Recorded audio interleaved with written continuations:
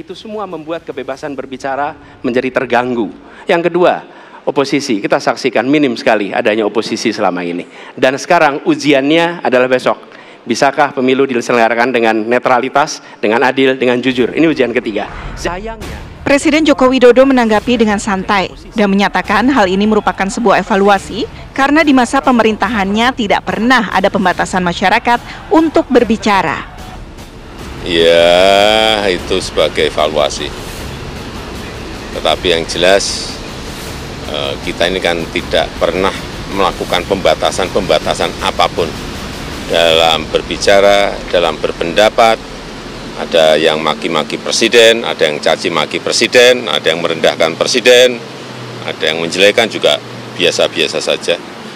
Di Patung Kuda, di depan istana juga demo, juga hampir setiap minggu, setiap hari juga ada, juga nggak ada masalah.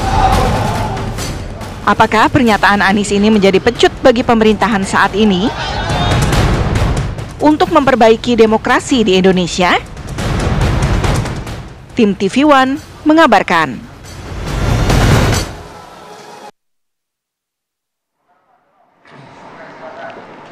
Oke, menarik kita bahas mengenai hal ini, mengenai indeks demokrasi yang kemarin sempat disinggung dalam debat Capres dan juga langsung ditanggapi oleh Presiden Joko Widodo. Langsung saja sudah hadir sejumlah narasumber di studio Apa Kabar Indonesia Pagi. Kami sapa satu persatu, sudah ada Bang Ujang Komarudin, analis politik dari Universitas Al-Azhar.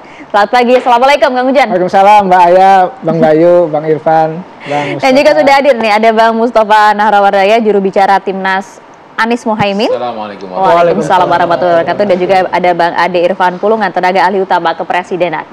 Langsung saja kita coba akan bahas hal ini. Langsung saya mau ke Bang Ade Irfan Pulungan terlebih dahulu.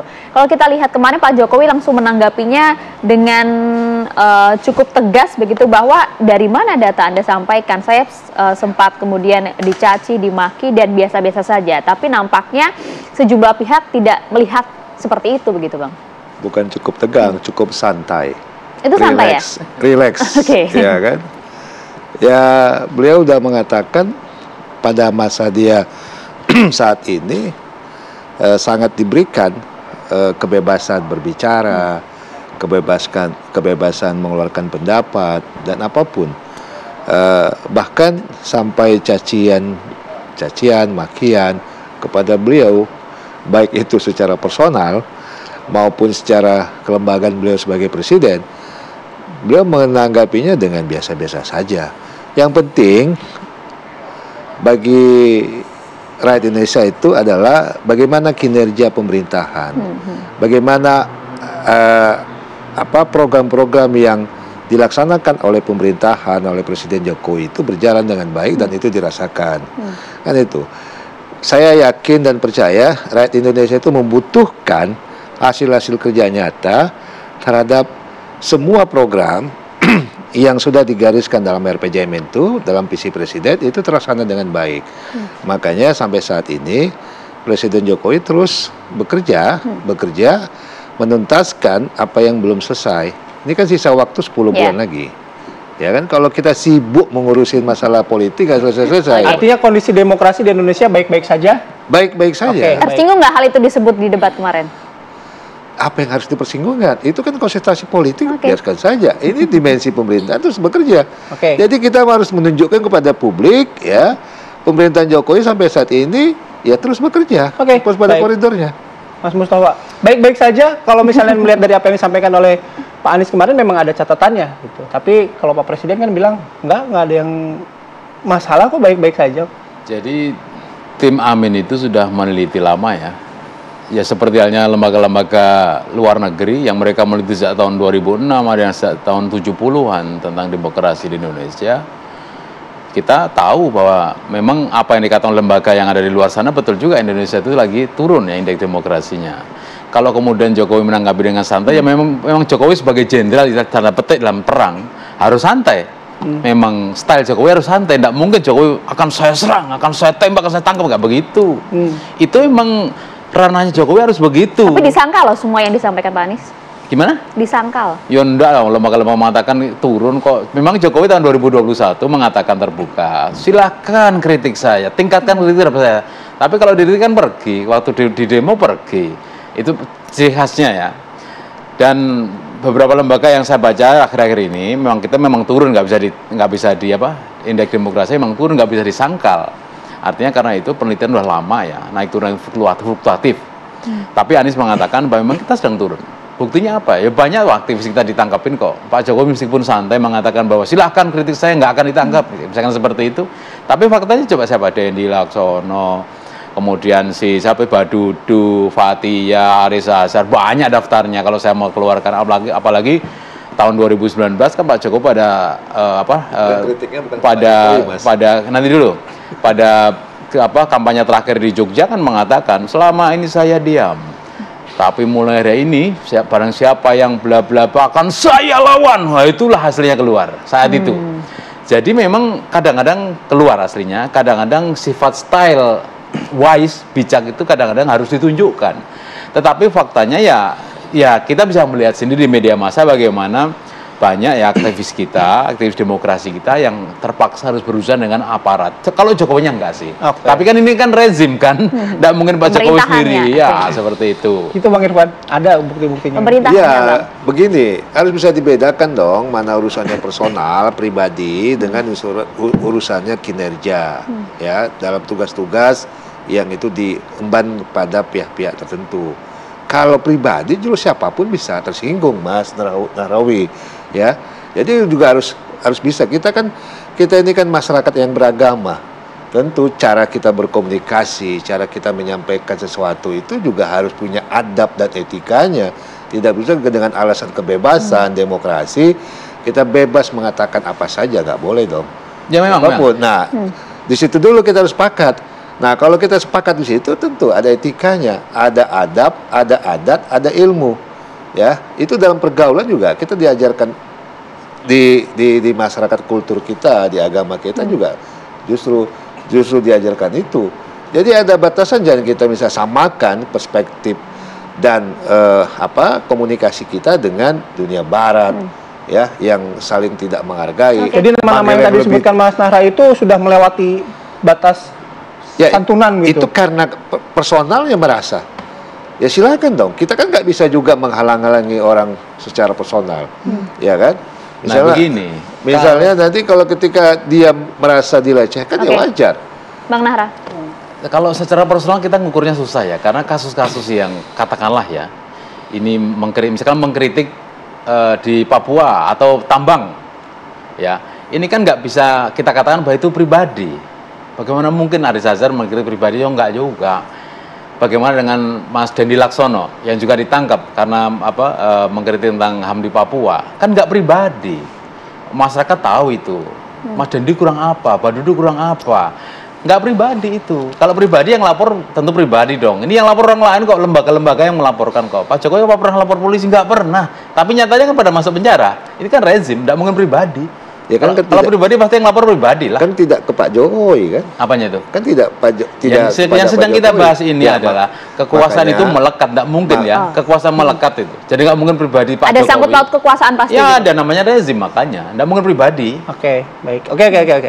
Saya ke Kang Ujang dulu. Kang Ujang sebenarnya suasana dua versi yang berbeda, tapi kondisinya sebenarnya bagaimana kondisi demokrasi Indonesia? Kalau kita melihat dari statementnya Pak Anies kan ada indeks demokrasi yang diukur juga kan? Data Anda, Bang. Data-datanya. Kemarin malam saya membedah ya indeks demokrasi Indonesia di TV One, ada tabel-tabel. Memang turun, tetapi dalam konteks saya melihat perkembangannya, saya 7 tahun terakhir lah jadi pengamat itu sangat bebas. Dalam konteks saya mengkritisi sangat keras gitu. Itu ada poin di mana freedom of speech juga ada, tetapi ada juga di mana masyarakat juga takut, ada juga. Jadi oleh karena itu yang mungkin kalau saya kelas menengah ke atas karena basicnya dosen ya, maka ya sangat mungkin karena argumen juga ada, data juga ada, kita sangat enak untuk mengkritisi jalannya pemerintah. Tapi masyarakat yang mungkin mohon maaf basic pendidikannya kurang, lalu main di media sosial ya kan, lalu mengkritik, ya ada juga mereka ketakutan itu. Nah, ketakutan itu berdasar dari mana Kang Ujang? Ya mungkin begini, ini kan soal kalau saya melihat ya basisnya ada basis mengkritik secara objektif, ada basis juga dukung-mendukung. Ya biasanya yang basis dukung-mendukung inilah yang menjadi persoalan. Nah di sini nanti ada mohon maaf ejekan, ada serangan dan lain sebagainya. Ini yang membuat katakanlah mohon maaf pihak penegak hukum lain sebagainya yang menjerat dengan pasal tertentu gitu loh. Ini yang menjadi persoalan. Oleh karena itu kita harus dudukkan demokrasi dalam tempatnya gitu. Dalam skala tertentu saya meyakini demokrasi kita masih jalan. Tetapi dalam konteks yang lain tadi indeks kita memang turun. Oleh karena itu saya meyakini kan gini, demokrasi tidak ada yang sempurna. Kita ini masih dalam proses transisi menuju demokrasi, belum demokrasi. Nah dalam perjalanannya pasti banyak masalah, banyak persoalan. Nah ini harus kita sempurnakan, kita jalankan. Maka ukuran yang baik dalam demokrasi ya hukum, bagaimana hukum kita jalan atau tidak. Yang kedua, bagaimana misalkan demokrasi dinilai baik atau tidak ya lihat apa namanya kepuasan terhadap pemerintah seperti apa, itu juga menjadi indikator bahwa demokrasi baik atau tidak. Kalau saat ini Anda melihat seperti apa? Saya melihat begini, ini tentu pandangan saya sebagai pengamat, sebagai dosen yang tentu masih subjektif ya, walaupun saya berusaha untuk seobjektif mungkin. Nah, saya melihat dalam diri saya gitu ya, selama saya mengkritisi ya ada sih orang yang memaki gitu di media sosial, dan itu biasa. Karena sejatinya tadi kalau kita sepakat berdemokrasi, bahwa ya kita sepakat berbeda, apapun itu. Maka indikator demokrasi sekarang ini baik atau tidak, saya mengatakannya sejatinya kalau saya mengatakan masih normal, tapi banyak catatan tadi, ada yang ditangkap dan lain sebagainya, itu penting. Oke, itu kan bagian catatan ini juga kata Kang Ujang bilang ketika misalnya yang kelas menengah atas itu, salah satunya Kang Ujang dengan latar belakang dosen gitu, karena mungkin punya beberapa argumen kan, belum tentu masyarakat yang di akar bawah punya argumen yang sama. Tapi nama-nama yang disampaikan oleh Mas Mustafa tadi, itu kan kita juga kenal bahwa mereka argumentasi mereka kuat gitu. Saya tidak tahu ya, karena itu ahli hukum ya. Saya politik, ahli hukum, apakah di situ Bang Nahra mengatakan kalau kasusnya Hari Azhar ya, Fathia, apakah itu masuk tadi ya pencemaran nama baik atau lain sebagainya, saya tidak tahu dalam konteks itu. Tetapi kalau kita bicara soal demokrasi secara umum tadi hukum, ya tapi hukumnya harus jelas, standarnya harus jelas, tidak. Nah kita lihat begini, perbandingan dengan Amerika lah. Amerika itu negara demokrasi, katakanlah dianggap terkuat. Tetapi apakah betul-betul demokrasi kan tidak juga. Standar ganda juga. Banyak juga persoalannya. Oleh karena itu ketika kita sedang menata demokrasi, kita perbaiki banyak masalah tadi Bang Nahra katakan, ya kita perbaiki bersama. Karena demokrasi tidak ada yang sempurna. Nah ujung daripada demokrasi kan kesejahteraan. Ya memang masih jauh, tapi karena kita masih transisi, kalau kita kaji misalkan, saya pernah ngajar di Lemhanas kemarin, ya kita sepakat dengan para akademisi politik yang mengatakan bahwa kalau transisi ini perjalanannya 7 kali pemilu pasca reformasi, ini kan kita baru 5. Artinya kalau kita terkonsolidasi dengan baik nih, menata demokrasi dengan baik, maka kita demokrasi akan jalan, akan sehat, bermartabat. Nah kuncinya penegakan hukum. Nah kalau tidak, kita akan kembali. Itu seperti di Latin Amerika begitu. Artinya kalau boleh kami simpulkan, sebenarnya demokrasi memang berjalan saat ini, tapi memang secara data indeks demokrasi kita menurun selalu 5 tahun terakhir gitu. Banyak catatan lah kira-kira. Banyak catatan. Nanti Bang Irfan harus menanggapi hal ini ya. Usai jeda tapi saat lagi. Ya, kita lanjutkan diskusi. Respon Anda Bang Irfan, tadi disampaikan memang proses demokrasinya berjalan, tapi ada beberapa catatan, itu diakui nggak? Ya, kalau kita melihat secara keseluruhan ya, demokrasi itu tadi dibilang Kang Ujang itu kan perspektif juga, tafsiran, ya? Bisa berbeda, tergantung kita mau dari sudut pandang mana kita melihatnya. Tapi beginilah Maria, Mas Bayu, kita tidak usah terlalu berkepanjangan berdebat tentang masalah demokrasi dan embel-embelnya lain sebagainya. Yang penting, yang jelas adalah apa yang diinginkan oleh rakyat itu yang harus kita apresiasi, kita atensi, agar rakyat itu juga ada kepercayaan, ada trust terhadap leadership, kepemimpinan yang ada. Nah, sekarang inilah yang harus kita buktikan. Itulah yang dilakukan oleh Presiden Jokowi dalam sisa masa waktunya. Tinggal 10 bulan lagi. 10 bulan ini harus ada hasilnya.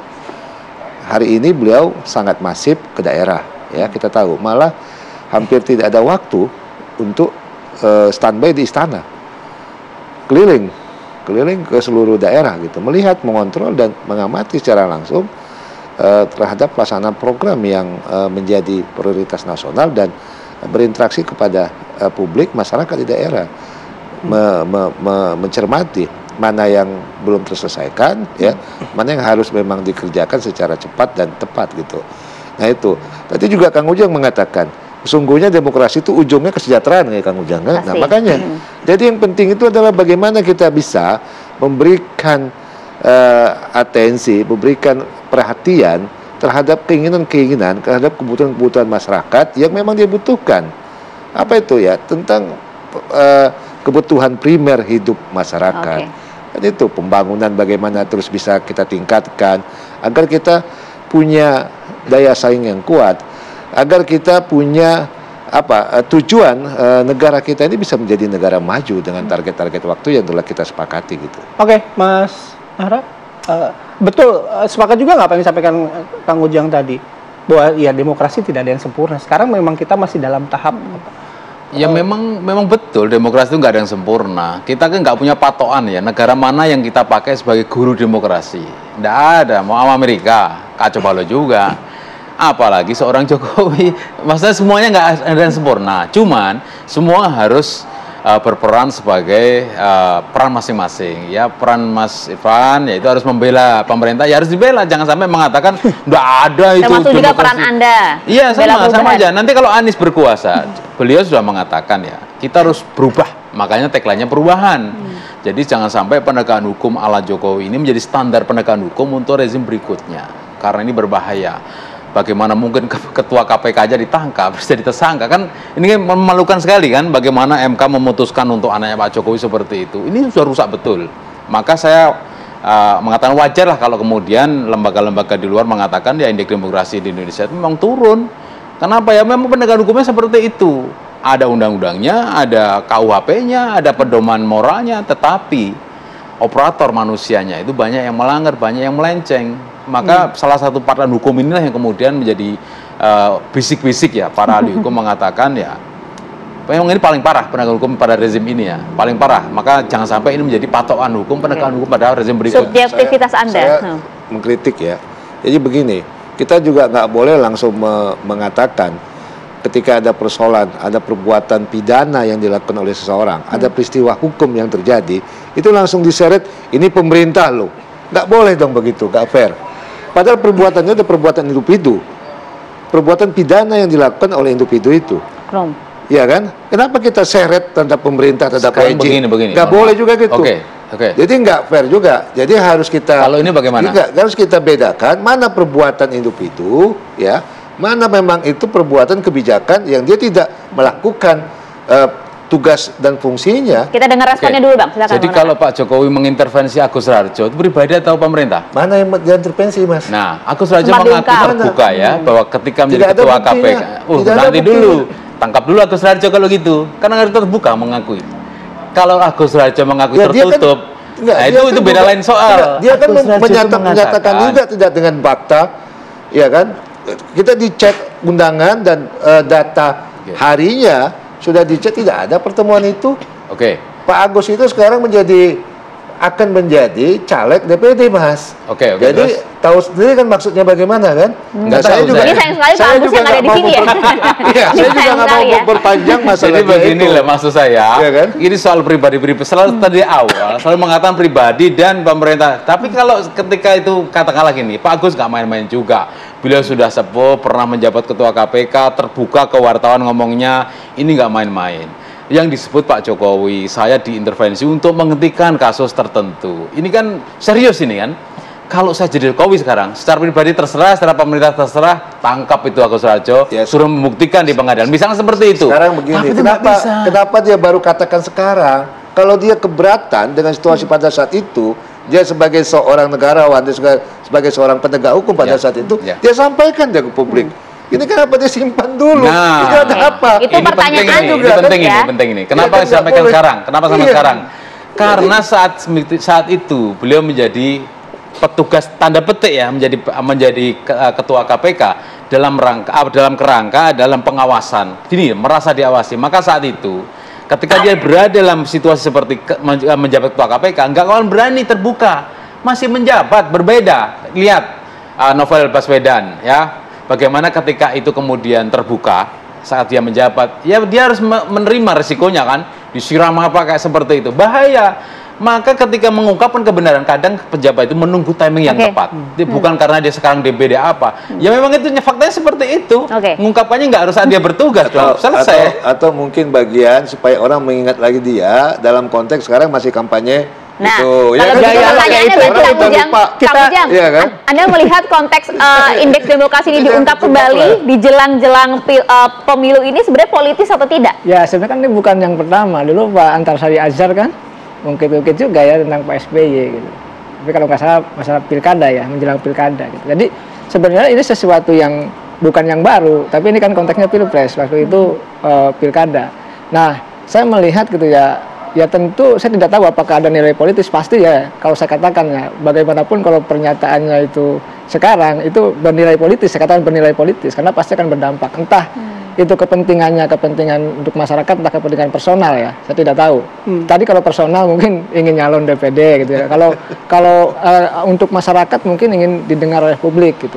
Tapi kayak ingin menentukan persoalannya, kan gini, kita ini selalu melingkar dalam berdemokrasi lah, kan sebenarnya yang pemilik kedaulatan rakyat. Nah, rakyat ini kadang-kadang bikin aspirasinya kan tidak selalu sampai kepada parlemen, kepada pemerintah. Misalkan revisi undang-undang KPK banyak penolak, tapi kan tidak. Lalu omnibus law misalkan mahasiswa dan lain sebagainya, buruh menolak juga tidak tidak direken lah bahasa kita. Nah, artinya ini juga kan kalau kita bicara demokrasi, maka aspirasi rakyat juga harus didengar. Ini penting. Oleh karena itu ya bukan hanya soal misalkan freedom of speech, check and balances gitu ya, soal pemilu, tetapi banyak hal yang tadi ketika rakyat juga punya keinginan, punya aspirasi, itu juga harus didengar. Ini penting karena ya, memang kekuatan politik saat ini kan memang agak sulit tadi ya, bicara pernyataannya salah satu capres ya, soal oposisi dan lain sebagainya, karena memang menjadi oposisi juga berat. Tapi isu ini menurut Kang Ujang, isu ini juga cukup seksi ketika dimainkan dalam konteks kampanye pilpres. Ya pasti ya, karena begini, pertama aktor yang bicaranya siapa? Ini tentu kalau bicara soal Agus Raharjo gitu ya, orang mantan ketua KPK sangat oke gitu. Lalu pesannya ada gitu, lalu sangat jelas, lalu ditampilkan ke publik, lalu di saat isu pilpres gitu. Dan ini menjadi sebuah perdebatan yang sampai hari ini tidak tuntas. Nah, oleh karena itu saya melihat ya kalau ukurannya, kalau saya sih melihatnya sangat subjektif ya. Tadi mungkin ya saya juga tahu lah di zaman misalkan Pak SBY ya, saya tidak menuduh karena presiden memang panglima pemberantasan korupsi bagaimanapun. Ya memang tidak bisa intervensi terhadap KPK, pada yang mungkin bisa adalah terhadap kejaksaan karena dia instrumen hukum yang yang formal. Kalau KPK kan ad hoc, independen. Tetapi kita tahu juga cerita-cerita belakang layar zaman lalu juga kan ada juga persoalan itu. Tapi apakah terjadi di zaman Pak Jokowi saya tidak tahu. Yang tahu adalah Bang Tapi kalau saya boleh nambah ya, memang semua kekuasaan itu harus menanggung resikonya. Pak Jokowi kan kalau periode pertama mungkin masih aman itu. Tapi ketika masuk periode 10 tahun harus menanggung resikonya, baiknya maupun buruknya. Karena begini, saya ingat kata Baltasar Garsarjani itu ngomong gini, seorang ahli politik mengatakan, sebenarnya kekuasaan itu untuk kebaikan. Tetapi, mohon maaf nih, sebaliknya juga bisa. Semakin lama berkuasa, resiko kejelekan juga ada. Karena apa? Rezimnya ini loh, lingkaran-lingkaran ini mungkin ada yang mau ini mumpung rezim mumpung periode kedua kita korupsi, yuk kira-kira begitu kasarannya. Sama seperti itu. Kita kan nanti dulu. Maka nanti kalau Anies berkuasa pun juga akan menanggung risikonya. Nah, sama halnya. Maka harus saya akui nggak usah dibantah. Semakin panjang kekuasaan, apalagi niat lagi 3 periode, 4 periode, itu semakin risikonya besar. Maka aku bilang, Pak Anies nanti kalau berkuasa, pelajari rezim Jokowi ini. Pelajari, jangan sampai ada kita berkuasa itu kan birahi berpolitik lebih panjang. Sudah cukup sewajarnya saja, 1 periode, 2 periode cukup, nggak usah merekayasa 3 periode, anaknya menyambung, cucunya nambung. Nggak usah seperti itu, resikonya besar. Oke, Bang Irwan. Ya kita kan berkuasa udah diatur konstitusi, nggak usah kita perdebatkan lagi dong. Udah selesai tuh, hatam udah tuntas. Kalau kita perdebatkan lagi, itu mencari-cari hal-hal yang kegaduhan itu. Udahlah, kalau mau dirubah ya rubah itu konstitusi. Kalau memang merasa nggak puas apa semuanya, udah diatur semua, sepakat ya dengan kita taat Ya, Pak Jokowi juga taat kepada aturan konstitusi. Udah selesai. Selesai. Lagi kembang-kembangkan lagi. Aduh. Oke, saya balik lagi ke Kang Ujang. Kang Ujang, kalau misalnya tadi Anda bilang mungkin saat ini karena kita konteksnya kan pilpres ya, apapun juga akan menjadi menarik ketika dibahas. Nah, salah satunya soal isu demokrasi ini. Tapi Kang Ujang bilang tadi sebenarnya ada juga harapan orang masyarakat itu bahwa demokrasi di Indonesia juga akan jauh semakin baik gitu. Nah, ketika isu ini diangkat, dibahas oleh para elit, apakah harapan-harapan itu akan segera terjawab tidak? Seserius itu tidak mereka atau para elit ini menjawab aspirasi masyarakat? Ya, saya meyakini ya gini, kita ini tidak mungkin akan terfokus pada keburukan terus, pada hal yang jelek terus, tidak mungkin. Pasti ingin lebih baik gitu. Nah, dalam konteks ini saya melihat ya, di Pilpres 2024 ini elit sudah mulai itu menginginkan misalkan 3 pasang, tidak terjadi polarisasi, udah mulai itu, sudah jalan ide-ide itu. Jadi jiwa-jiwa kenegarawannya muncul, tapi penyakitnya juga masih banyak gitu. Nah, sebenarnya 3 indikator ya kalau kita melihat demokrasi sehat atau tidak. Pertama itu adalah tingkat pendidikan masyarakat. Ini kalau tingkat pendidikan masyarakat sudah bagus, sudah cerdas, ini demokrasi akan sehat. Nah, kita ini raw material kita tingkat pendidikan masyarakat masih SMP secara umum ya. Nggak bisa instan ya, di BPS itu masih, artinya kan cara pandangnya berbeda dalam melihat demokrasi dan pemilu ini. Makanya mohon maaf kalau kita bicara pemilu banyaknya money politik. Karena pendidikan masyarakat belum tinggi. Yang kedua, tingkat kesejahteraan. Selama masyarakatnya belum sejahtera, selama itu pula mohon maaf demokrasi nggak akan sehat. Artinya apa? Ya mohon maaf masyarakat masih bisa dibeli amplop dan lain sebagainya. Yang ketiga, penegakan hukum paling penting. Nah, ini penegakan hukum muara dari semua ukuran parameter indikator dari demokrasi. Kalau demokrasi ini sehat di banyak negara manapun termasuk Indonesia, penegakan hukum yang adil gitu. Ini yang paling penting. Jadi 3 indikator ini untuk melihat sebenarnya demokrasi itu sehat, bermartabat atau kuat atau tidak. Saya melihatnya itu dari sisi itu. Oke. Dan itu butuh waktu. Ya, transisi tadi. Mungkin 2 kali pemilu lagi. Berkesinambungan. Ya, 2 kali pemilu lagi. Ya, jangan lagi misalnya diubah-ubah lagi dengan. Tetapi kalau lihat teorinya beliau lucu juga ya. Semakin tingkat pendidikan tinggi, maka demokrasi akan tumbuh, akan sehat. Tapi kalau lihat pemilu sekarang ya, Pak, netizen itu nyindirnya luar biasa. Tokoh-tokoh politik, ketua umum politiknya tua-tua, pendidikan tinggi-tinggi, sedang menonton cawapresnya anak-anak. Lucu netizen itu membuat kartun itu loh. Pilpres sekarang berbeda ya kayaknya ya, Pak ya. Baiklah, terima kasih banyak atas waktunya pagi hari ini. Mohon maaf waktu kita singkat. Terima kasih Bang Irfan, Bang Nara, terima kasih Kang Ujang, terima kasih banyak. Nanti kita ketemu lagi di isu-isu yang lain lagi. Oke, kami jeda, masih ada beberapa informasi lainnya akan kami hadirkan sesaat lagi.